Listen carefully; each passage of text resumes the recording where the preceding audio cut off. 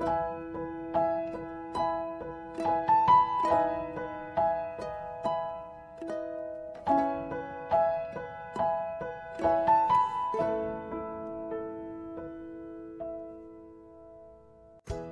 welcome to Live Your Dream Podcast, episode 33. In this episode, I'm sharing my conversation with Michael Kim about goal setting, time management, building relationships, and happiness and unhappiness. I'm your host, Lena Lee. Today's episode is part 3 of my conversation with Michael Kim, which we have been continuing for the past 2 weeks. In the last 2 episodes, Michael shared lots of wisdom and stories about how to be unhappy. And I've heard from so many of you that you're waiting for Michael's episodes like Korean drama series. Today's episode is a lot of fun too, and Michael is answering questions many of you sent about goal setting, time management, building meaningful relationships, and about happiness and unhappiness. If you haven't listened to part 1 or part 2 of this interview, episode 31 and 32, please go back and listen to them since this is a continuing conversation. And if you haven't listened to Michael's first interview, How to Make Yourself Happy, I highly recommend you listen to it, and trust me, it will be worth your time. I'll have a link to all of them on the show notes for today's episode. I've shared with you that I'm launching my first group coaching program, Career Happiness Academy. I've designed it with everything I've learned over the years about success and happiness from people I've interviewed like Michael, and also what I've learned from my own career transitions and from coaching many professionals. I realize that so many people are standing in their own way of living their dream lives because they overthink and underact. So many of us talk ourselves out of just trying things because we have so much fears about uncertainty and failures. It really broke my heart to know that so many hardworking people are stuck in unfulfilling jobs and don't have the courage to pursue what they really want to do in their lives. I decided that I will help many people transition into careers they love and live happy and fulfilling lives. And this led me to develop my love coaching framework. So love, L is for learn about yourself. O is overcome internal obstacles. V is for visualize your success. And E is explore and take action. In my group coaching program, I'll be taking people through an inspirational journey of transforming career and life using my love framework. A lot of people I coach have applied the love framework to their careers and life and have seen profound results. So I decided to create a program to help many more people learn and apply this framework to their careers and lives. This will be a small and exclusive group program, and I'll be inviting 3 to 5 highly motivated people to join the program. By joining, you'll be able to meet and develop friendships and build relationships with successful people from different industries. You'll become part of an inspiring community of people who are working towards achieving big goals and big dreams in their lives. What I've noticed from coaching many people is that so often, many people have similar struggles and challenges, but because we don't talk about them openly, so many people feel like they're alone. By joining the group program, you'll be able to have the support from other people who may be going through a similar journey and also learn from their experiences. So I'll be selecting a few highly motivated people to work together. The group program is for people who are looking for a community and a cohort that shares their desire for change and to transform their lives and career in a powerful and meaningful way. Although each person may be looking to make a different type of move, the goals will be similar, and the group dynamic will offer mutual support, accountability, and a space to share ideas and challenges. So if you're looking for something more than one-on-one coaching and you want to build relationships that can extend beyond the class, then this program is for you. You can learn more about it by going to selenalee.co/CHA, which stands for Career Happiness Academy. That is CELINALEE.co/CHA. And I'll also have a link on the show notes for today's episode. Okay, I hope you enjoy my conversation with Michael. So we got so many questions about goal setting. How do you set goals that take away from unhappiness or makes you happy? So one of the things I do is I don't think too long about what my goals should be. Mm-hmm. I think that whenever I've actually tried to think about it for more than 45 minutes, it doesn't actually get any better. I think that the biggest problem I see in people who don't have goals or keep changing goals or feel paralyzed, they can't change their lives, is because they're overthinking the problem. They're right. thinking of it like it's a cognitive problem that by researching more, by learning more about things, by thinking more, that it's going to lead to a better result. But it's not. It's actually a problem that is more intimately bound up with your willpower as opposed to figuring something out like a math problem. So most people, I would say, if you say, well, close your eyes and just imagine a scene of you in 6 months from now or 6 years from now, that would make you happy. That's realistic. They could do that really without any research. Right. Okay. Because most of us subconsciously think about things that we like to do, things that we don't like about our lives, about ourselves. And if you were to tell them, think almost like you're watching a movie, what you're going to be and do 5 years from now, and just describe it in great detail. Most people would be able to do it pretty instantly. Right. If you're unable to do it, there's an even more fundamental problem. Yes. You don't even know what makes you happy. Okay? I know. So I do that a lot. I actually just think very concretely about what will I be doing in this aspect of my life? What will I be like? That's realistic. And then as I mentioned in our last segment, I just try to break it down into milestones and behavior. Interesting. And then if I find I can't do the behavior, I realize that vision is unrealistic, and I do like an inferior version of that vision. So it's like you imagine what your life you would want it to look like a few years from now. Yeah. And then you think about what you can do with your actions to get there. Yeah. I see. Got it. That's right. And, so a few years ago, so I really hate dressing up in suits. But you have to dress up in suits all the time. Not anymore, actually. A few years ago, I actually identified that this was actually making me very unhappy. Wow. Not like a big unhappy, but on a day-to-day basis, it was causing me irritation. So I thought 5 years from now, this is about 5 years ago, 5 years from now, I'm only going to be wearing suits like 10% of the time. And the other 90% of the time, I'm going to wear whatever the hell I want. So obviously, this is more possible because I have my own business. But 5 years ago, I had my own business. Oh, but that's right. but I was in the same role. I see. But what was happening was I wasn't consciously identifying the situations that caused me to have to dress up in meeting clients. Interesting. And so what I did was I systematically thought, what behaviors can I engage in? How can we modify the structure of the firm so that I don't have to dress up and go to meetings as much? And actually, it made a huge difference. I think my percentage of suit time has dropped probably from high 80, 90% to probably 10% of the time now. Wow. It brings me really immense amounts of enjoyment. And this makes me remember another thing that you talked about in our last conversation, which was you have rules on how you conduct your lives, and you cut out things that doesn't bring you joy or happiness. So are there some other things on your rules these days? See, I think that what I've really consciously tried to do is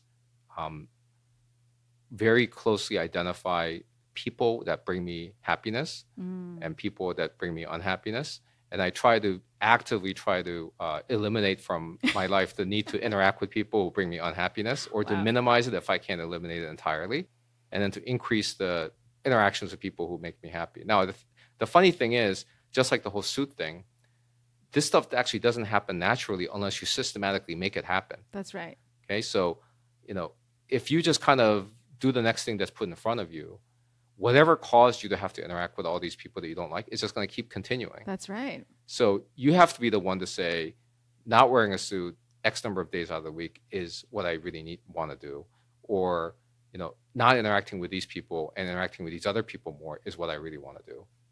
And I actually think this latter category is a pitfall for most people, because in doing this, many people fall into more unhappiness. Why? In other words, in attempting to spend more time with people that should bring them happiness, they fall into more unhappiness. Why? Because instead of honestly telling themselves who makes me happy, they adopt society's view of who you should want to spend time with to make you happy. So what happens? Some people try to spend more time with family, even though they actually don't like their family that much. Okay? Or maybe they don't like everybody in their family equally. That's right. All right? And they are doing it really more for, obligation. They spend time with their elderly parents because they feel like they should or need to. Otherwise, they're a bad person. Right. There's people who actually grow up and work in the same community. So they have a set of friends that they've been with since grade school, for example. And they read somewhere, happiness is spending more time with your friends. And so they go back to the same old friends that probably they're kind of sick of instead of just meeting new people. Right. So I think for me, trying to spend more people with people who bring me happiness and less time with people who bring me irritation or unhappiness is a systematic goal, like my percentage of suit wearing time. But I'm just very honest with myself about who brings me happiness and not, rather than trying to conform to what I think I should be doing. And then you sit down and think about, okay, this person brings me happiness, so I will have dinner or weekend meals with them. Yeah. But this person doesn't, so if I have to, then maybe I'll have breakfast weekday or something like that. Yeah, or just not ignore them altogether. Awesome. Or try to get away from them. I know, because it is so true, because I think it is dealing with people that causes so much stress and source of unhappiness for so many of us. Yeah. But yet we don't even think about that there's something we can do about it. Yeah, I mean, I think people just instinctively try to avoid people they don't like. Right. But they don't plan ahead to say, well, I have to deal with this person now, but how can I make it so that 18 months from now, I don't have to deal with them at all, and yet achieve my goals? And I think if you planned it that way and you knew that maybe a boss that's difficult or a coworker is only, this is an 18-month problem, and the things you set in motion will solve it, just like the earlier examples of problems that solve themselves with the passage of time, then you can move your focus onto something else rather than being irritated at that person every day. Wow, so interesting.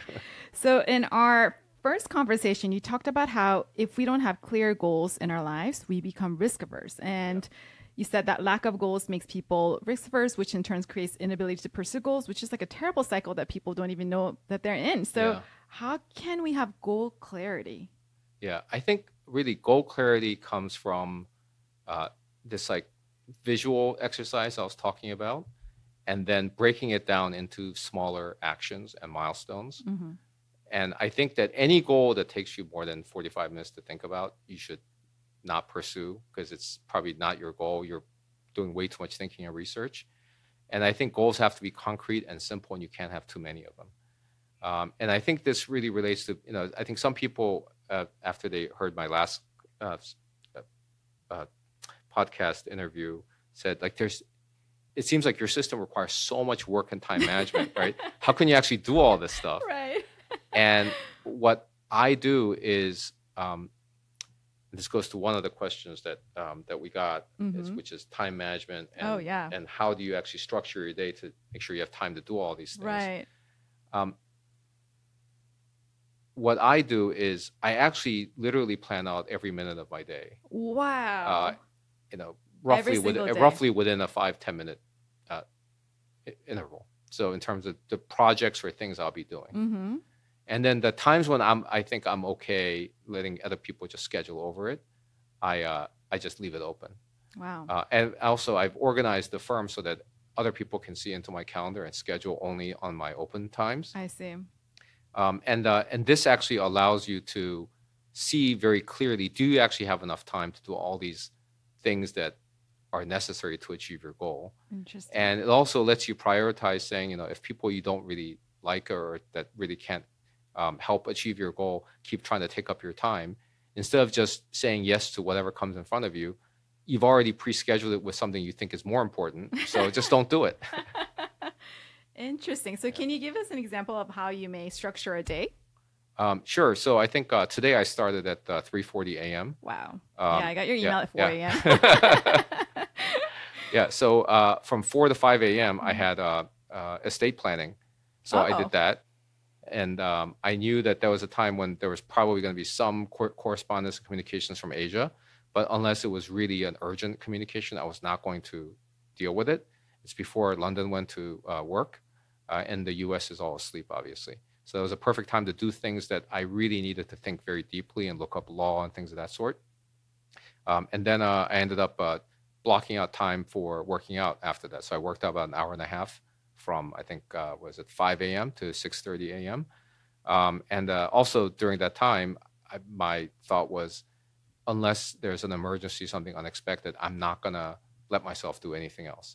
And then from then, I ended up with the rest of the day, other than meetings I had to do, literally just putting in things that I knew had to be done in the short term into segments of my day. And then there are other things that are more long term that I actually need to make incremental progress to.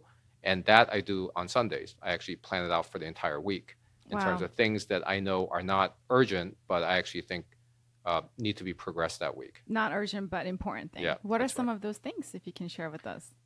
So I think exercise is one of them. Oh, of course, you can miss any one segment, but if you just keep missing it, eventually it's going to catch up to you.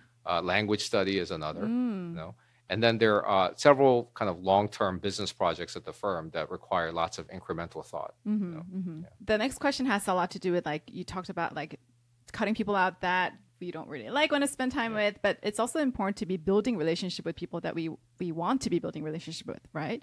So it's not hard to meet people because there's so many networking events, but so many of us don't know how to turn them into meaningful relationships. So, and you must meet so many people like all these different events. So do you have like a system to keep in touch with people so you can keep building and maintaining relationships? Yeah, so I think the very first criteria I use for who I want to keep in touch with is I actually have to like something about them. If I can't find anything I like about them, if I think they would just be useful for work, but I don't actually like them that much personally, I actually just send them emailers. And I figure through the course of just my professional networking, I'll just run into them again. Right. Or I'll just go see them as a business meeting and explain to them, how we could do legal work for them, et cetera. But that's not the same thing as trying to keep personally in touch with that person. That's right. Okay.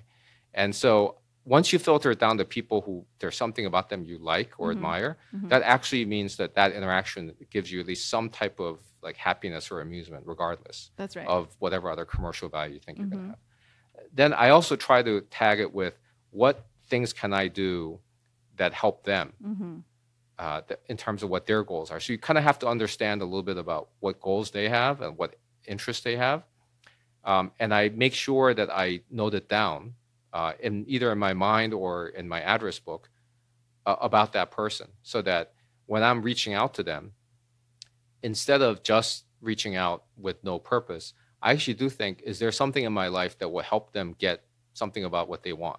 So that way, when I reach out, it's also has something to do with something that's of interest to them. Right. That would actually help them if it's an introduction to somebody else I know, or I know about some development in their area, or I think that I can help them get something they want. And I find over time, if you combine you like something or admire something about them and you're focused on doing something for them, it actually leads to very, very useful relationships that are really very mutually beneficial. And I think most people don't even think about that.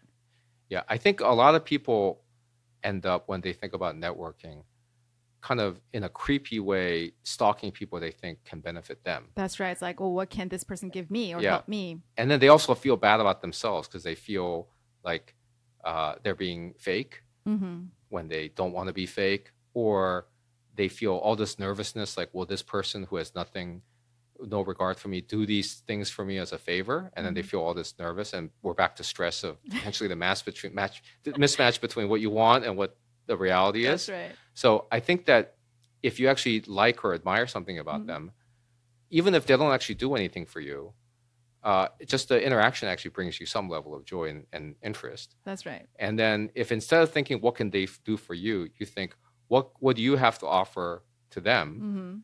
That also ensures that the other person finds it of interest. Now, if you're the type of person you don't have anything to offer to anyone, you have to basically make a decision as to, are you just going to reduce the number of people that you're going to deal with because you're too lazy to actually make yourself interesting to other people? Or are you going to actually expand what you're capable of delivering to other people in terms of value? And I think it's just deep down, understanding all human relationships have to be mutually beneficial, not like in a creepy commercial way, Right. but when you're trying to have a relationship with someone else, you really do have to take a genuine interest in them and their welfare, and kind of understand your role in the relationship is to do something that's beneficial to the other person as well. I think some people who are hearing this might think, but I'm like early in my careers and I would love to reach out to Michael or some other important person, successful person, and I have nothing to offer to them. And like, you must get some emails or people reaching out to you, and like, is there anything that someone has said or, said in an email, it caught your attention, like, oh, actually, I would like to meet with this person? What are some of the things that people can do in that situation? Yeah, so I think that for a subset of people in a field that's where they're kind of advanced in the field, they do get joy out of seeing a young person who's very ambitious achieve their goals. That's right. Now, not everybody has this hobby. So, which is what it is, because they're really just getting happiness for themselves from seeing that happen. That's right. So if you interact with somebody and you literally have nothing to offer the person, no introductions, no kind of perspective on an idea that they find interesting. Literally, there's nothing about you that the other person would find interesting. Then this is the only thing you have to offer, that you're very ambitious about the field and you want to succeed, and that if they help you succeed, then they will feel like they accomplished something. So if you're dealing with somebody who doesn't have that hobby, then don't waste your time, because you're just going to make yourself feel bad. That's right. Pursuing somebody who treats you like crap. And that happened to me a lot when I was younger. Really?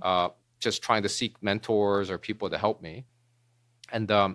And I think that, you're better off trying to identify people who do have this hobby, and then trying to make yourself better, and so that you actually are a worthwhile, vessel for investment. So did you have mentors in your life?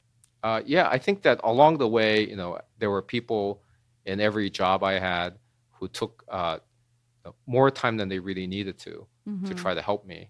I'm sure everybody had their own reasons. On the most altruistic end, it's people who had this hobby that I just mentioned. They just like to see other people succeed, because at some point in their career, they kind of got what they wanted, and they like the feeling that they're helping other people achieve things, and they think they're leaving a legacy a bit in the profession. In other respects, sometimes people mentor you because they think that they will then get from you a greater amount of loyalty and dedication to doing their work. This happens a lot within a workplace. So people mentor you as really the mentor kind of seems like they're doing it altruistically, but it's really a give and take relationship, where if they go out of their way to help your career, you're going to sacrifice extra to help do their work. And I think mentees who don't realize that it is a two-way exchange often have trouble keeping mentors. Right. Do you have mentees that you mentor? Not like specific people that I've identified as such, but within the firm, it's my job to try to coach other lawyers that I think are promising to do better and to achieve their goals. So I do this a lot with lots of people within the firm. Amazing. So now we're going to talk about something kind of unrelated to what we've talked about, but I heard you recently needed your parents to help you out in a very difficult situation. Yeah, so I think this actually goes to, I think that one of the last two things I want to talk about, which is day-to-day happiness. Yes. And then the last one I want to talk about was happiness after you die, which seems a little odd. So the day-to-day happiness and the way my parents come into it is that, I was telling you earlier the story about cross-examination and this lawyer who was destroying my witness and how I found happiness in that moment. So I recently had an incident where I had just a moment of sheer panic and unhappiness, which is I had left Korea to go to Chicago to do a hearing. I had to do the hearing within like 2 or 3 hours after landing. And I left Korea and I was almost at the airport. And I had this like stiff neck problem at the time. I was carrying this pillow around, which really helped me on airplanes. And this pillow was so big, it barely fit into my luggage, because I don't check luggage when I travel. So really barely fit into my small luggage. And the whole car ride, I was thinking, how great is it that I fit this pillow into this little luggage, because it's so hard. And I was so proud of myself. And 10 minutes before arrival, I thought, what kind of person goes on a 14-hour flight with only a pillow in their luggage? And then I realized, oh my God, I completely forgot to pack a business suit. Oh my God. I was wearing sweatpants and a sweatshirt at the time. And there's no way I would have enough time to like buy a whole suit and have it tailored after landing in Chicago. Wow. And this was a really important hearing I had to argue at. So I was in a panic, really feeling like now there was not enough time to go back. That's right. Because I couldn't take a subsequent flight because I would miss the hearing. Oh my God. Right. And so this is one of those situations where no amount of money can solve this problem. Right. And so I'm almost 50 years old. And in that moment of sheer panic and not knowing what to do, what did I do? Of course, I called my parents. Of course. I called my parents and, they're really quite elderly. So it took like half an hour to explain to them what was going on. Because mostly they just kept misunderstanding me and asking me to repeat things. And the way it got resolved was my dad was going to come to Chicago with a suit for me. Oh my God. And then, of course, when I landed like an hour before him, and he was supposed to already be in touch with me in Chicago, and I couldn't find him in Chicago for several hours. Oh, I only got in touch with him, like, I think with half an hour to the hearing. Oh my God. He had taken some bus as opposed to the taxi I told him to take. He had forgotten, and he didn't know where he was. But luckily he got there with just very few minutes to spare. I changed. I went and did the hearing. And of course, the funny thing is that evening I had a business dinner with business contacts. And I told them, we have to add one to the group party. Is that okay? And they said, sure. Who is it? I said, my dad. And they said, why is your father with you on a business trip? Oh my God. But I think this goes back to day-to-day happiness is that, what a situation that caused so much unhappiness or acute unhappiness for a few minutes actually turned out to be 2 days with my father, elderly father, who I really almost never get to spend sustained time with. That's right. Usually when we see each other often here in New York, we only talk for a few minutes.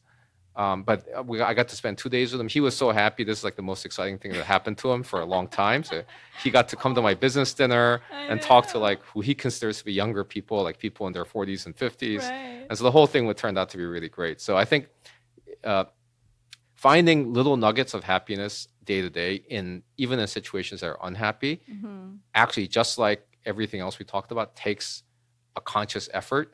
Right. And I think I could have spent the entire time stressed out about the suit. I could have spent the whole time being mad at my dad that he almost got lost, etc.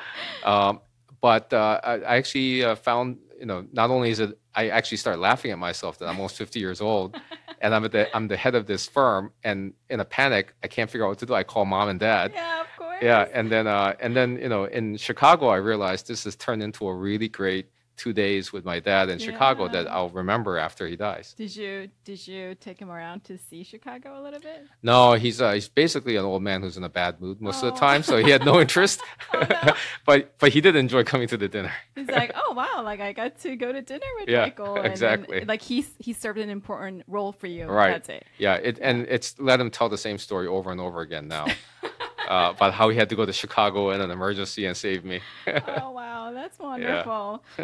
So even though you're still relatively very young, you're still in your 40s, you've achieved so much. So have you thought about your own legacy and how you would eventually like to be remembered?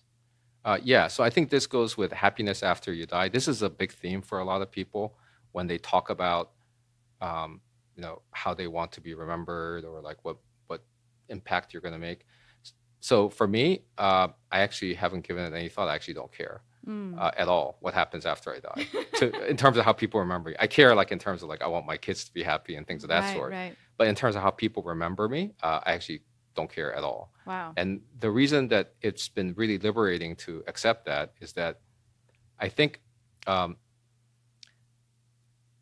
many people that I've run across do things because they say, well, this is really important for, how people will remember me, or I need to achieve this because then people will know I was, managing director of Goldman Sachs, right.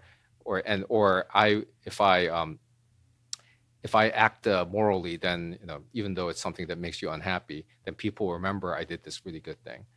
But I think what's actually happening is that if it actually brings you genuine joy to sit around and think that people will think thoughts about you after you're already gone, then do it. Because if that's really what deep down you dig deep down, and just thinking about that today in terms of what's going to happen after you die actually brings you joy, then you should do whatever it is you're talking about. But if you're actually doing things because you think that that's what you're supposed to be doing, Right. people are supposed to care about their legacy or whatever it is.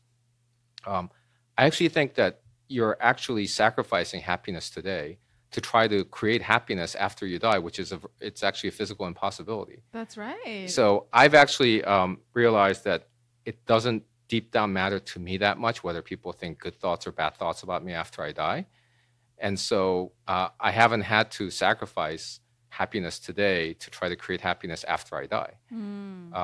There was a novel I read when I was in college, which really, one of the images really struck me, which is it was Vladimir Nabokov. He was a very incredible writer. He was really an award-winning novelist in multiple languages, like Russian, French, English. And one of his novels was a speak memory. And one of the beginning scenes is Nabokov watches a black and white film about that shows his crib in the days before he was born. Wow. And he says he kind of likens it to his coffin because it is a view into a world where he doesn't exist. Wow. And he really describes it in such a skillful way that I can't really do it justice, where he's looking at a movie of his empty crib and realizes this is a world where he doesn't exist. That's and right. he feels like he's looking at his coffin with his corpse in it, which is also the same thing of a world where he doesn't exist. And he thought it was quite so interesting that people feel so sad about their death and what happens afterwards, that they're not going to be around. And yet they don't feel the same sadness about the millennia that transpired without them there before they were born. That's right. When in fact, it's exactly the same thing. It's a world where you just don't exist. That's so true. So I think a lot of people get obsessed with the future and their death and what happens afterwards. When if you really ask yourself, well, why are you so obsessed with what people will think about you into the future? When in fact, you've never even given any thought to the world before you were born anyway. And that's a world where nobody had any thoughts about you whatsoever. Like, why doesn't that bother you? That nobody even knew that you would ever exist, right? And I think, again, it crystallizes to, do you really get present happiness from thinking something's going to happen after you die? Or are you doing something because you think that's what you're supposed to be feeling? And so for me, the answer to your question is, I actually don't care at all. And that has allowed me to maximize happiness while I'm alive. So being focused on your present moment, what makes you happy now, versus the things that's outside of your control, how people think about you. Yeah, That's I'm not- totally fine with after I die, people just completely forget about me. But I guess these broadcasts were I these, don't think yeah. people forget about you. These broadcasts will still be Yeah, that's alive, right. and hopefully people will still be listening to you and when we're both gone. Right. Hopefully. Well, by definition, I don't care whether people listen to me after I die, 'cause I wouldn't even be aware of it. So do you have any final words of advice to people listening now? Because now you have fans from all over the world considering you a Yoda, Korean American Yoda, a virtual mentor. So I really want to thank everybody for really thinking any of this stuff is actually that insightful. But I'm really very encouraged by hearing how so many people are giving conscious thought to identifying what their dreams are and pursuing it. Right. And I think that everybody just has their own method for how it worked for them. I'd say really, if you had to just distill everything I said into just what is the one thing that actually I think really helped me achieve what I want, it's been systematic behavior. It's been systemizing, routinizing the things you want. Because there's a saying in Korean, it's called 일심삼일. That's right. So, it means like one heart, 3 days. Essentially, any passion you feel about anything will disappear within 3 days is the concept. Okay? That's true. And so no matter how bright your fire burns for whatever dream, to actually carry anything into practice requires doing a lot of things that you don't want to do on a day-to-day basis So to true. achieve something in the future. And so this is why most people fail, Yeah. because they rely on their passion to keep driving them every day, when in fact, passion for anything really fades pretty quickly over time, especially when you have to encounter adversity. Yeah, for You know, sure. passion for a goal fades when you realize the day-to-day slog you have to go through to get to it. Passion for people fade when you have to deal with them day to day and you see all their So bad sides, true. right? Yeah. So I think understanding the fading of passion as a motivation, as the primary engine, is built into human nature. So stop with the cycle of feeling passion, setting out something to do, not being able to carry it out because your passion is what you're relying on to push you, and then feeling bad about yourself. I think you should assume passion will burn out depending on your nature, anywhere from 6 months to 72 hours from now when you feel it. Right. Okay. So once you accept that passion will burn out, but you still want to achieve that goal, I think for me, what has really worked is breaking it down into routine behavior that you know you have to engage in to get to the goal. And when you get to the goal, even if your passion has largely burned out as a motivating factor, whatever caused you to really want that goal, it really just makes you very happy to achieve it. So I'd say focus on routines and systematic behavior as opposed to letting your passion drive you. Your passion should help identify your goal. That's right. But it should not be the engine that you rely on to achieve your goal. So thinking about what you want, and that you know that from the passion, but knowing that it will eventually disappear, and creating a systematic behavior that you can engage in on a consistent basis to get what you want. Exactly. Even though your passion will not be there 6 months or 3 days from now. It'll be there, but it won't be strong enough to make you do all the things you need to do. That's right. That's right. Well, Michael, thank you so much. Oh my God, this was thank so you. fun, and I can't wait to share. Sequels are never as good as the original, so I doubt this will do as well as the first, but I thank everybody for listening. No, I'm positive it will do well. There are so many people who are waiting for this episode to come out, so thank you so much, Michael. Right. Thank you. Thank you. I hope you enjoyed my conversation with Michael. If you're interested in learning more about my group coaching program for Career Happiness Academy, please check out the link I have on the show notes.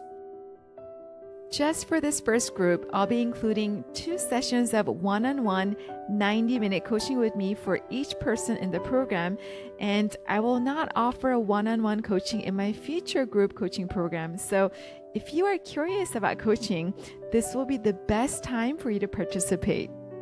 In the program, you'll learn how to gain self-awareness by learning more about yourself, like Michael and I talked about today, and how you can gain clarity about your goals and how to take action to achieve them.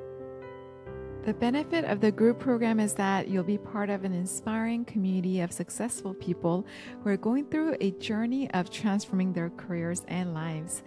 The group dynamic will offer mutual support, accountability, and a space to share ideas and challenges, and you'll be able to build relationships that can extend beyond the class. So if you are ready for a big change, I invite you to join me in this inspirational journey to transform your career and life so you can finally take action and achieve what you have always wanted, whether that is a career transition, starting a side project, writing a book, or whatever your goal or dream may be. I'll be inviting people on a rolling basis, and I expect it to fill up pretty quickly. So if you're interested, I encourage you to take a look at the link in the show notes or go to selinalee.co/CHA.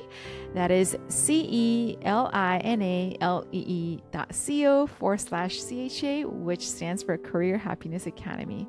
And reach out to me by filling out a short questionnaire, and we'll schedule a time to talk. Filling out the questionnaire does not mean you're signing up for the program. This is just a way for me to learn about your background and who you are and how I may be able to help you. And during our phone conversation, you can ask me any questions you have about me and about the program. If you have questions about my one-on-one coaching or have any thoughts or questions about my podcast, you can also visit me at my website, selinalee.co, and please send me a message on my contact page. And please subscribe on iTunes, Google Podcasts, or wherever you listen to your favorite podcasts. And while you're at it, I would really appreciate it if you can please write me a review. It's really easy to do it on iTunes, and it will really help me to spread the word and get discovered by new listeners. So thank you so much, and I'll be back soon with another episode. I hope you have a great week.